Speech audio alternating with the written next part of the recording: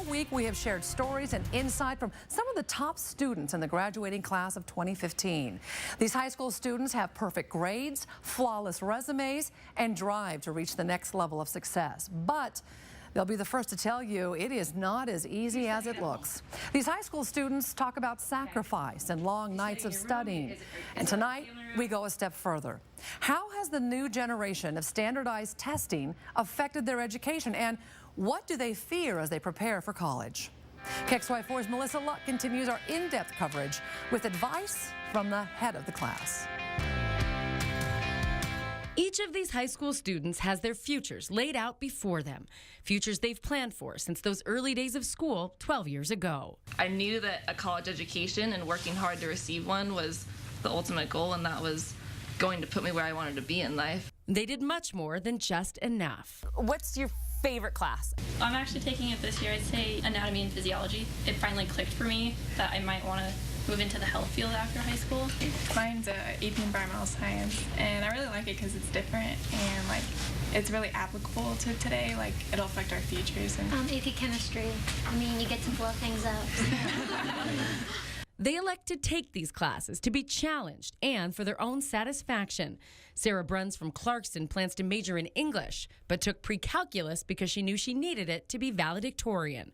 But school, specifically testing, didn't always come easy. Well, for even some students like us, it's hard to take tests because you just get really stressed out, or you're just not good test takers generally. About half these students remember struggling through state-mandated tests in their early years. But I failed the writing WASL as a fourth grader. I was borderline. I couldn't write, not even close to English. So I kind of gave up. And Trevor Brown from Central Valley tutors students who are plenty smart but struggle at test time. But because these kids just struggle with a certain aspect, they can't pass these tests, and they have to go back and retake support geometry or retake regular geometry, and they can't move forward because of these standardized tests that just don't really fit their learning style. That you can't really study all the interesting things that might get kids excited about a subject. You just have to keep chugging through all the material. I think the biggest problem with standardized testing is that it's causing a mindset shift in students from wanting to learn to just wanting to pass the test. And I'm completely guilty of this. I would rather get a 4 or 5 on an AP test than learn some cool story in Spanish. That aside, those classes and struggles have prepared them for the next step. Harvard, University of Washington, USC, George Washington, some of the best schools in the nation will welcome these students in the fall. Sarah and Paige from Clarkston applied to only one school. Whitworth University is lucky to have them. Others rolled the dice on a handful of schools or more. I applied for 14. Oh my gosh. In case you missed that, Christian Cousins just said he applied to 14 colleges. You laugh, but the application diligence paid off. USC is covering the cost of Christian's tuition.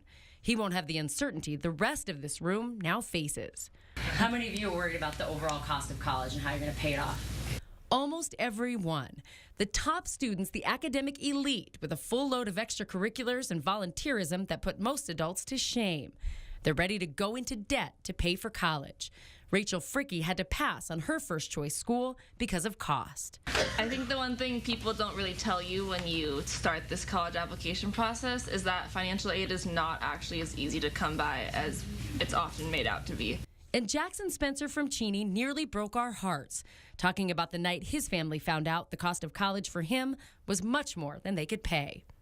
I saw a look of failure in her eyes. She felt like she had failed me as a mother just because she couldn't help me through this next step, and it was disgusting. The rising cost, the uncertainty, the reality for our community as well. We raise the best and brightest, and we'll have to wave goodbye to almost everyone. I was actually offered a full ride to Gonzaga, but I'm not staying here. How many of you plan to come back to Spokane after you graduate from college?